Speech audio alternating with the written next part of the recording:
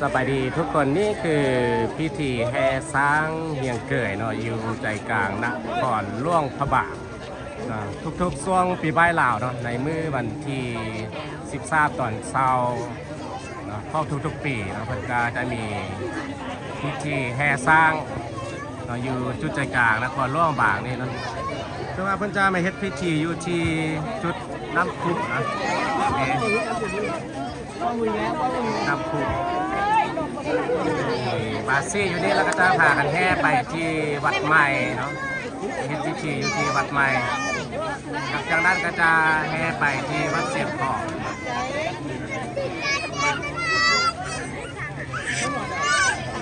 จะมีผู้คนภายในและต่างประเทศเนาะมาชมมาแห่เป็นจำนวนหลายเลยว่าตอนนี้พระเจ้าเฮ็ดพิธีอยู่ที่น้ำพุนี่ก่อนนะจากนั้นก็จะแห่ไปเฮ็ดพิธีอยู่ที่วัดใหม่จากนั้นก็แห่ไปที่วัดเสียบาซี่สุพรรณเป็นสิลุงคุมให้แก่ประเทศชาติบ้านเมืองนะ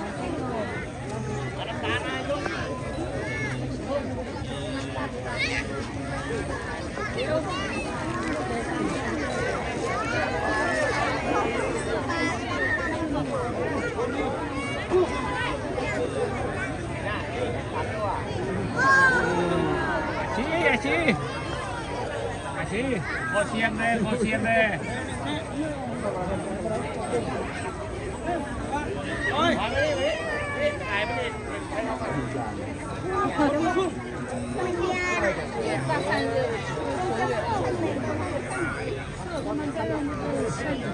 เดี๋ยวคนมาพมกันส่งมาเบิ้งมาทายพูดนะคึกคืนเลย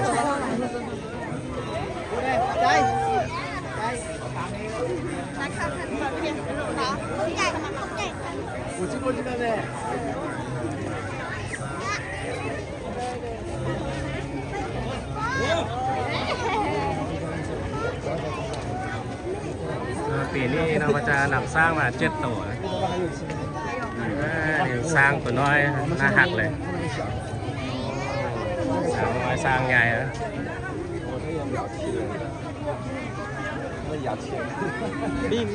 จะแต่งโตเป็นเอกลักษณ์เนาะยอดยก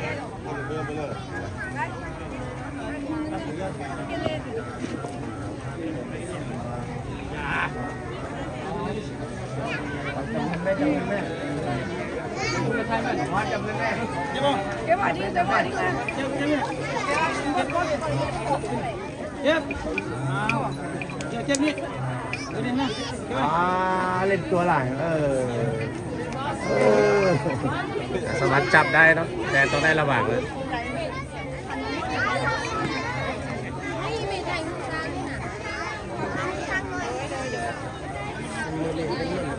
แม่ยายโอ้ย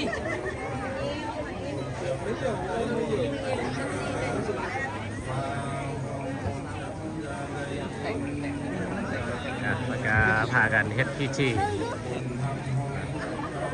จะเฮ็ดพิธีแล้วนะมันก็จะแห่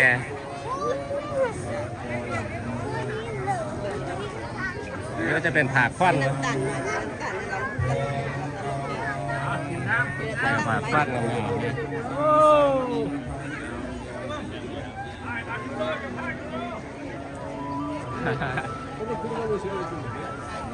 คนมาไล่นะ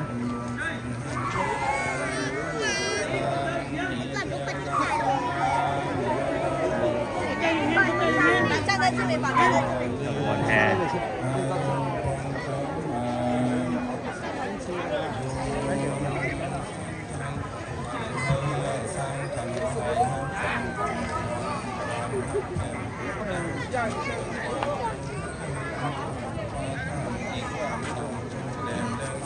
Et ça les dérange pas de passer devant.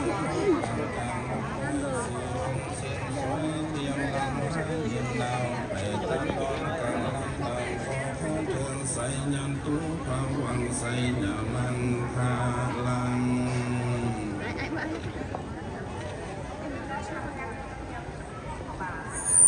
เ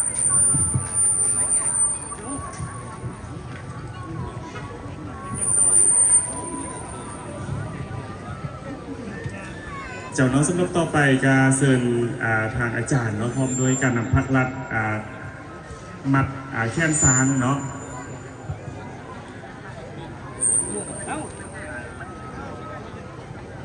ตอนนี้หลังจากที่ว่าเป็นสูตรแล้วนะเราก็จะมีการมัดพันซางน้องก็เสริมทางการนำพักรัดสู่ฟันให้ซ้างเพื่อข่มเป็นสิริมงคลนก่อนที่จะเคลื่อนขบวนไปเฮียงเกยหลังจากนั้นพวกเขาจึงจะได้เปิดพิธีอย่างเป็นทางการ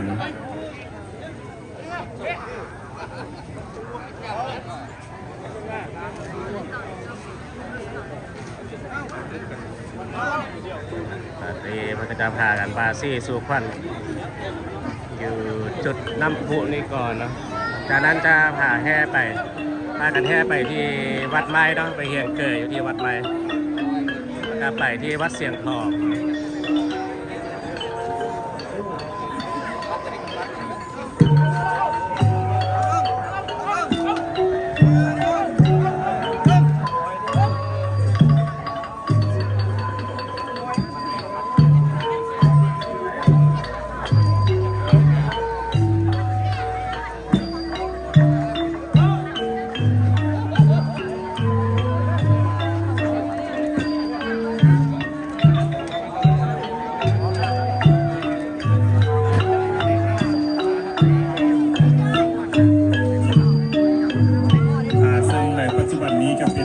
สู่ฟันซานเราก่อนที่จะเคลื่อนขบวน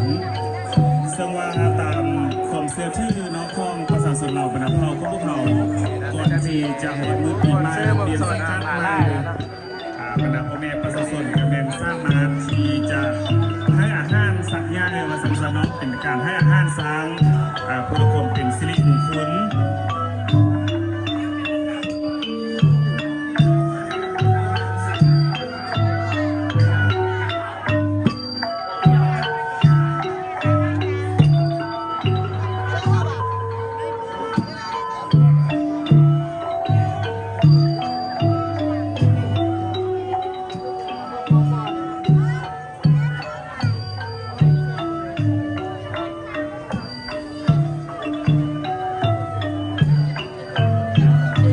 จากนั้นมันก็จะมีขบวนแห่นี่นะอันนี้จะเป็นขบวนแห่ส่วนเผ่ามงบ้านนาอ้วน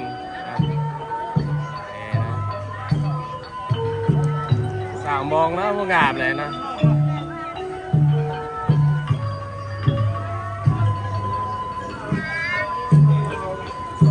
อันนี้จะมีพี่น้องส่วนเผ่ากิมบุเนี่ยนะบ้านหลักแปดนะ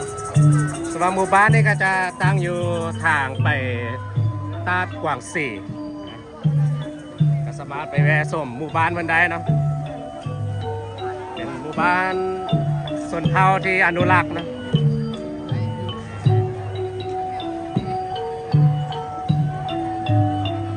จากจุดน้ำพุนี่เราไปที่วัดใหม่ก็จะไปเฮียงเกยอยู่ที่ข้างวัดไม้เนาะหลังจากนั้นก็จะเดินขบวนไปเฮียงเกยอยู่ที่วัดเสียงทองต่อเพื่อเป็นสิริมงคล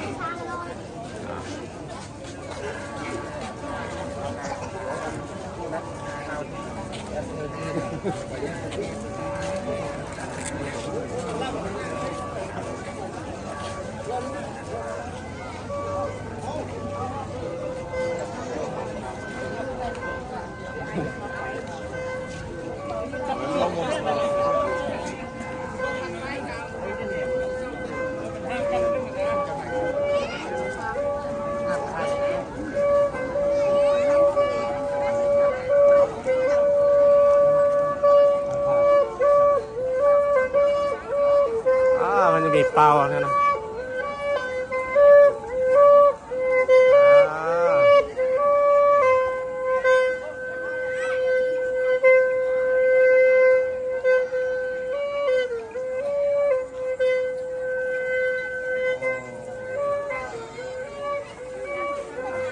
ขบวนซาวแล้วก็ตามมาด้วยนะขบวนแห่พี่น้องส่วนเผ่ามงและกึบบุนะ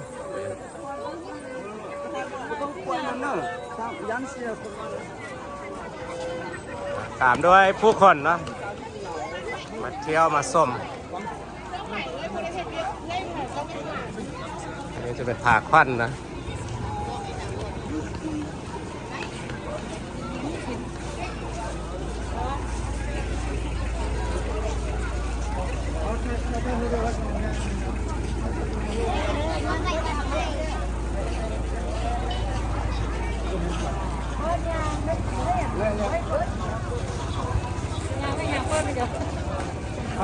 เนี่ยช่วยมาจุกันไหมถ่ายวิดีโอนี่นะ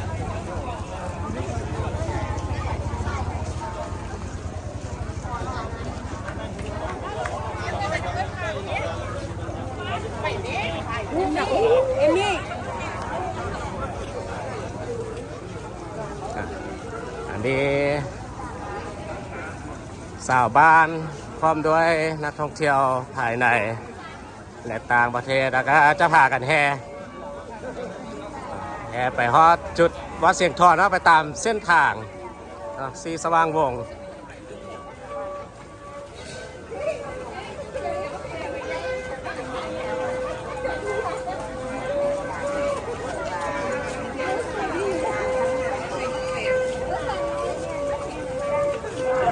คือละมวนซื้อนะก็จะมีแห่งเดียวนะอยู่ที่นครหลวงบางเท่านั้นเนาะช่วงปีใหม่ลาว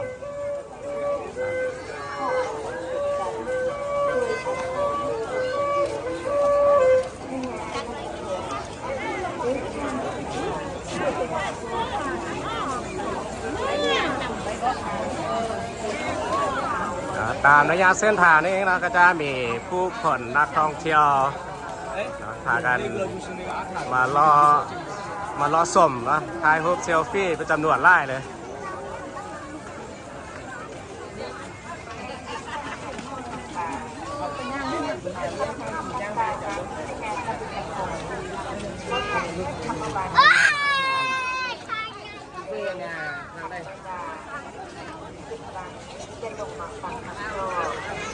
โดยได้บางให้บางข้าวต้มบดายทำมาบางบุญมาที่สังคม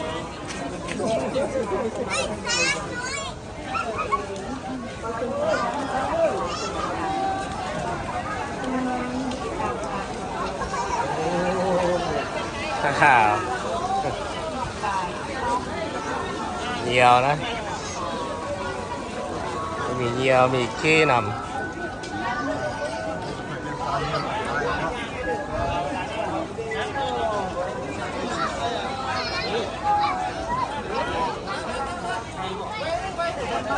เฮ็ดอะไรอ่ะไปไวนิดนึงด้วยก็จะมีเฮ็ดมีซื้อหมดส่วนเนาะมาไล่เนาะปีนี้ปัจจุบันยังเลยจะพบมิตรแห่งเดียวทำให้บางคนทวงให้เจ้าถิ่นทางนี้คุณจะมีไปนี่ประมาณนี้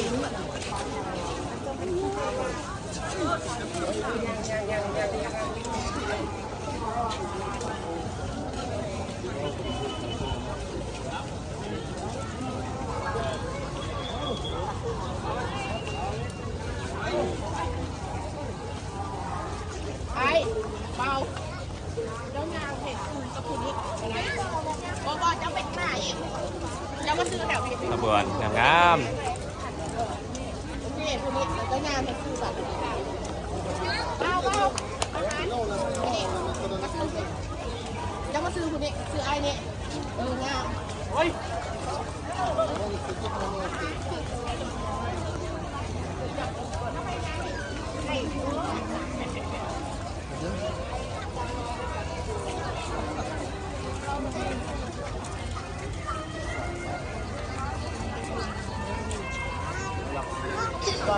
กิน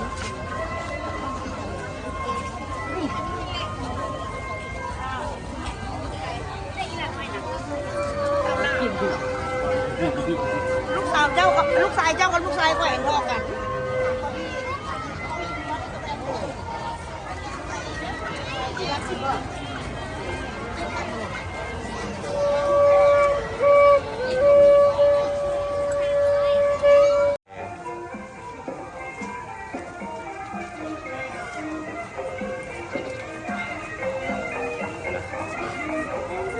ก็จะมีผู้คนพากันมาส้มมาแห่เข้าหัวเนาะเป็นจำนวนไล่เลยนะเพราะว่าจะเป็นคนภายใน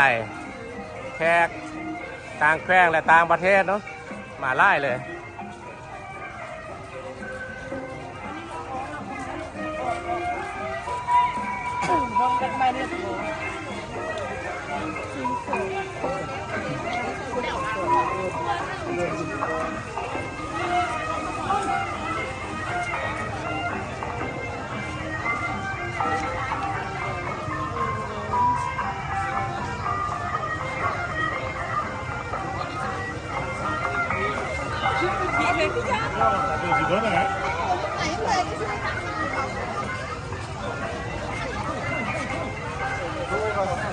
ถึกคืนแล้วก็มวนซื้อเลยเนาะ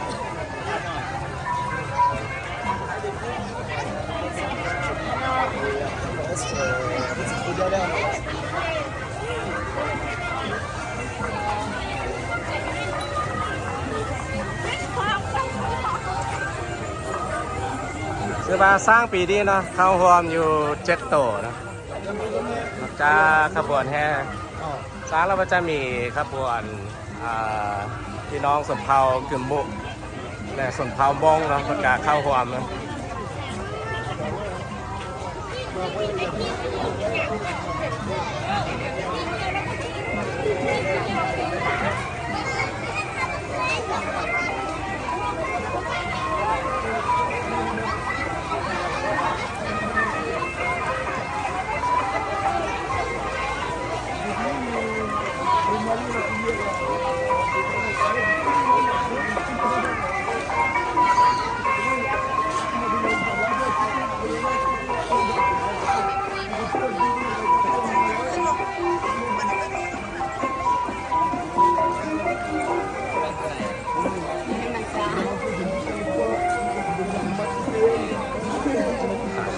คนเดี๋ยวถ้าปีนี้นะเขาซื้อว่าคึกคืนกว่าทุกๆปี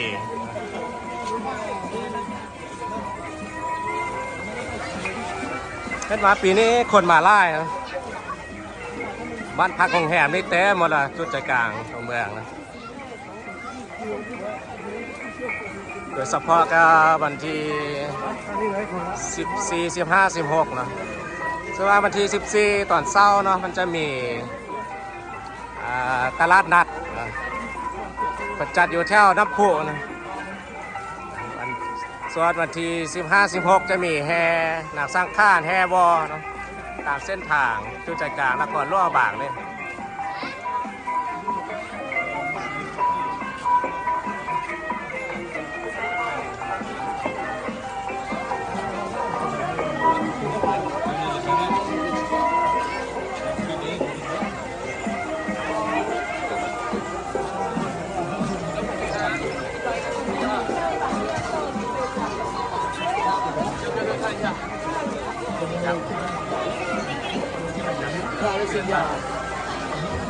各个起来看一下。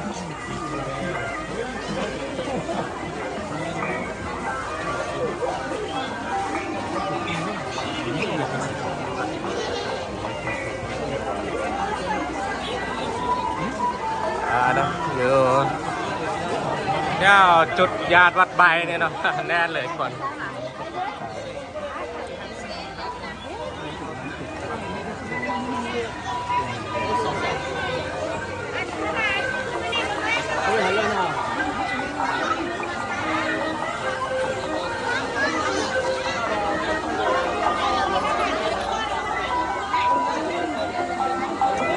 ว้าวคึกคืน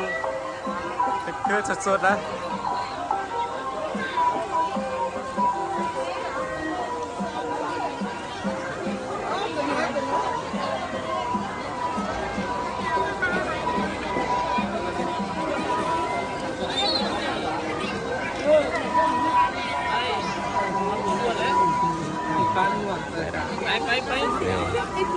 ผู้คนนะพากันมาส้มจำนวนไล่เลย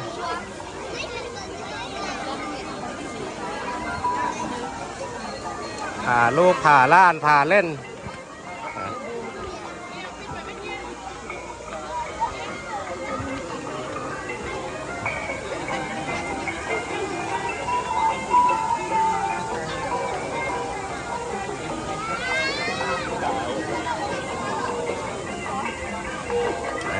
มีนักท่องเที่ยวผู้ชมเนาะเขาก็มาเกลือเนาะเกลืออ้อยเกลือกล้วยจับได้เนาะ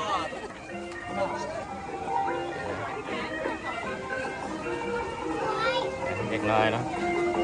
จับได้เนาะ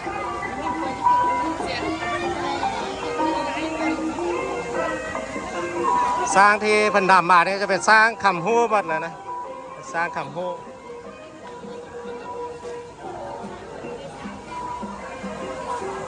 นี่นะจุดวัดไปเนี่ยจุดที่ว่าเพิ่นจะมาเฮียงเกยนะทำพิธีอยู่จุดวัดไม้เนี่ย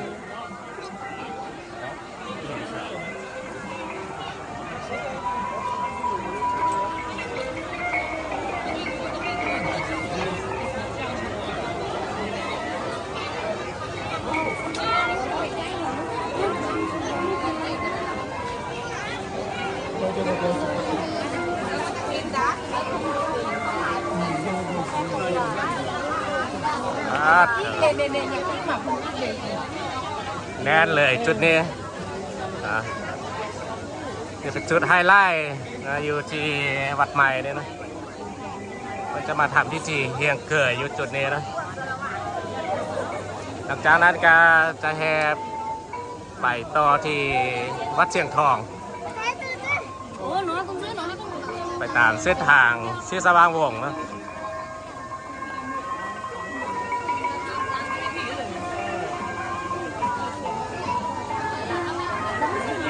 รู้สึกว่ามีผู้คนและนักท่องเที่ยวเนาะมาเป็นจำนวนหลายแล้วปีนี้เนาะว้าวบรรยากาศให้ไปหลายปีพอสมควรเนาะสบายรู้สึกว่าปี2025นี่กลับมาแล้ว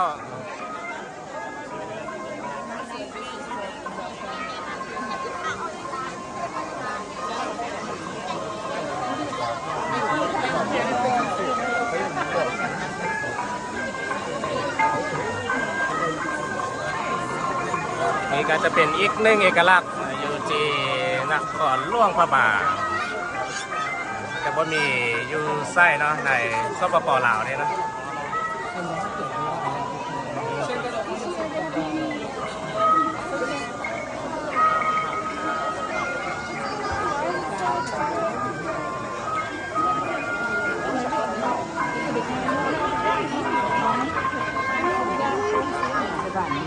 ต่อดานี่เนาะข้างวัดใหม่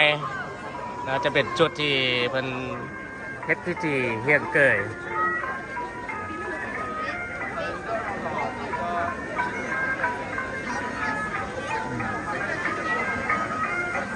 ก็จะนำสร้างมา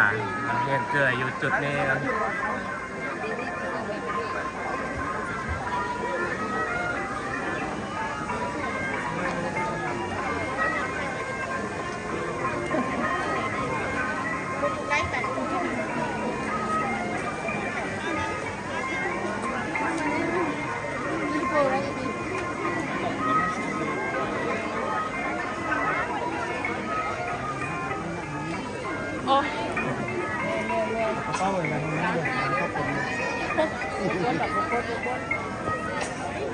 คนได้เงินบ่เป็นอย่างคนหัวใจไปในเด็ดเลย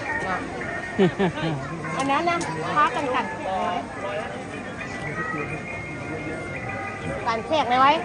การแขกพวกไหนอันนั้นเพราะว่าสร้างที่เข้าไว้การเข้าไว้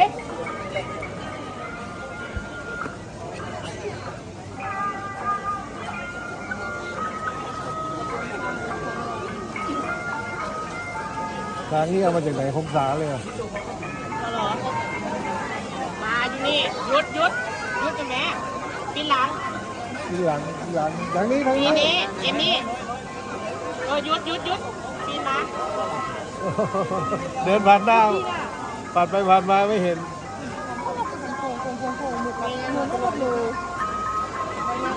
มันขายผ้าก็คือเหลืองให้พวกไอเขียวมันไม่เหลือช้างน้อยเลยเนาะรอท่าเฮ็ดพิธีนะยากเลยไปอยู่ใกล้สร้างเขาไปกันแขกเลยเนาะที่บ้านเราให้เรามันก็จะแต่งสุดที่เป็นเอกลักษณ์นะเรียกว่าเสนามาเนาะในเมื่อก่อนนี่ชื่อฮอก นี่เจ้าไก่แม่ไก่พวกก็โตกันเลยไหม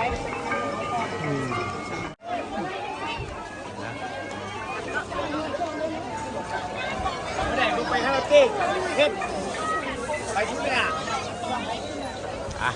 ก็จะเดินขบวนแห่เนาะไปต่อเลยเนาะจากวัดไม้นี่ไปที่วัดเสียงทองเดี๋ยวฮักงานส่งบรรยากาศไปนำกันเนาะ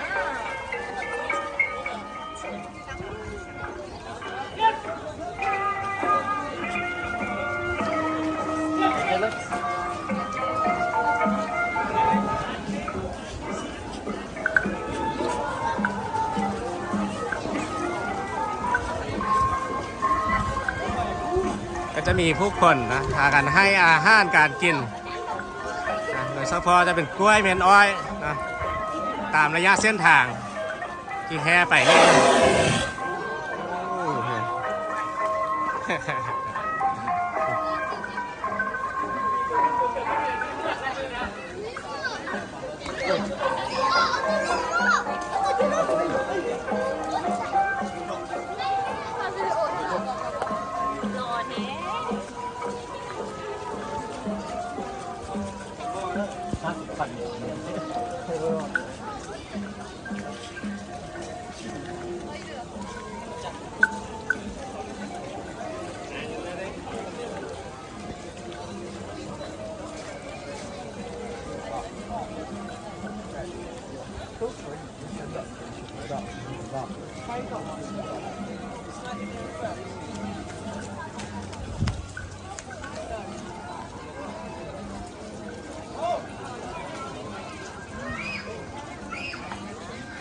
พิธีก็จะไปจบอยู่ที่วัดเสียงทองนะ